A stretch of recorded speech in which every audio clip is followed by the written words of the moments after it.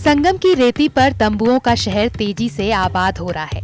देश के कोने कोने से साधु संत महाकुंभ में पहुंच रहे हैं। महाकुंभ में आने वाले साधु संत प्रयागराज मेला प्राधिकरण की ओर से आवंटित जमीन पर लगातार भूमि पूजन कर शिविर लगा रहे हैं। शिविर में महाकुंभ के दौरान सामाजिक जागरूकता, पर्यावरण सुधार को जागरूकता, कथा पूजन, अन्य क्षेत्र समेत तमाम कार्यक्रम आयोजित होंगे।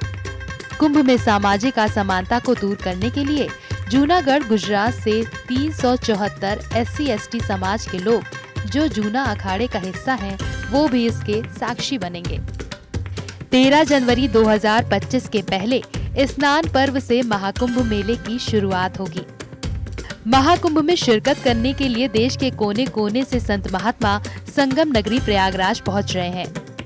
इन्हीं संत महात्माओं में कई ऐसे नागा सन्यासी भी हैं जो कि अपनी खास वेशभूषा और अपने खास अंदाज की वजह से लोगों के बीच आकर्षण और कौतूहल का केंद्र बने हुए हैं। लेकिन साधु का शोभा है, इसलिए शोभायमान रहना भी जरूरी है। ठीक है ना। जब भगवान देखो, भगवान राम जब वनवास को गए तो उन्होंने भी 12 साल तक, पूरे 14 साल तक रखे हैं। भगवान राम ने भी रखे हैं। इसकी देखभाल कैसे करते हैं जटाओं की? इसकी देखभाल रखते हैं हम लोग।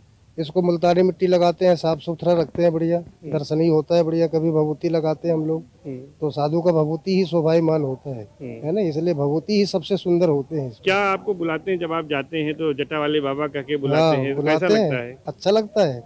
भगवान भोलेनाथ के गण हैं हम लोग, अच्छा सुंदर लगता है। अभी हम लोग हजारों संतों के बीच में बैठेंगे तो भी एक अपना अलग ही रूप दिखेगा। आवाहन अखाड़े के एक ऐसे ही नागा सन्यासी हैं, श्री महंत मंगलानंद सरस्वती जी महाराज, जो महाकुंभ मेले में पहुंचे हैं, जो कि अपनी लंबी जटाओं की वजह से लोगों के बीच आकर्षण का केंद्र बने हुए हैं। हरियाणा के करनाल जिले के सावंत गांव के माता भद्रकाली मंदिर के महंत की जटा रखने के पीछे अपनी मान्यता है। उनका कहना है कि नागा सन्यासी भगवान शंकर के गढ़ कहे जाते हैं, इसीलिए नागा सन्यासी भी जटाधारी शंकर की तरह जटाएं रखते हैं। जटाएं साधु संतों की शोभा होती हैं।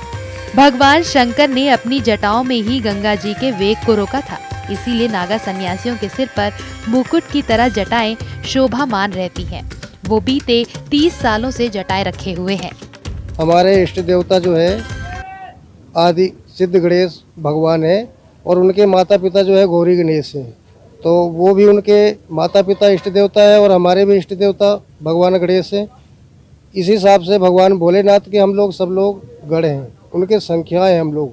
आदि गुरु शंकराचार्य जी की ये सब फौज है, उन्होंने इसको जो है विस्तार करे हैं। ठीक है ना। उसी के आधार पे हम लोग नागा सन्यासी होते हैं। जो धर्म के ध्वजा लगे हैं, इनके नीचे हम लोगों के 4 तनी लगते हैं और इसी में अपने लोग रहते हैं, संस्कार होते हैं, बाकायदा भजन करते हैं, तपस्या करते हैं। तो हम लोग नागा सन्यासी लोग हैं, दर्शनीय होते हैं। प्रयागराज में होने वाले महाकुंभ की तैयारियां अपने चरम पर है। श्रद्धालुओं की सुविधा के लिए परिवहन विभाग ने हरदोई डिवीजन से 410 भगवा रंग की बसें भेजने का फैसला किया है। इन बसों की डेंटिंग, पेंटिंग और मरम्मत का काम जोर शोर से जारी है। यात्रियों की सुरक्षा को ध्यान में रखते हुए बसों में व्हीकल ट्रैकिंग डिवाइस लगाए जा रहे हैं, ताकि बस की लोकेशन और चालक परिचालक की जानकारी आसानी से मिल सके। इस कुंभ में स्वच्छता और एकरूपता मुख्य बिंदु है। उसी में हमारे जो थीम कलर है केसरिया, उसमें सारी बसें एक यूनिफॉर्म रूप से बनाई जा रही हैं और बसों की डेंटिंग, पेंटिंग, सीट, बैकलाइट सारी चीज़ें हम लोग करके दे रहे हैं। और स्पेशल फीचर है कि इस बार हमारी सारी गाड़ियां मोबाइल ऐप पे ट्रैक हो सकती हैं। पैसेंजर को पता चल जाएगा कि कौन सी बस कहाँ है। अच्छा, दूसरी बात, बस अड्डे पे हमने LED लगाई हैं, जिससे साफ पता चल जाएगा किसी को भी कि अभी 10 मिनट के अंदर कुंभ जाने के लिए कौन कौन सी बसें उपलब्ध है। महाकुंभ 2025 के लिए हर स्तर पर तैयारियां जारी हैं। स्थानीय प्रशासन से लेकर प्रदेश के अन्य जिलों में भी महाकुंभ को लेकर उत्साह बना है। हरदोई डिपो से 110 बसें, शाहजहांपुर से 103, कन्नौज से 35, सीतापुर से 91 और गोला डिपो से 91 बसें महाकुंभ भेजी जाएंगी। इसके लिए बसों को भगवा थीम पर पेंट किया जा रहा है।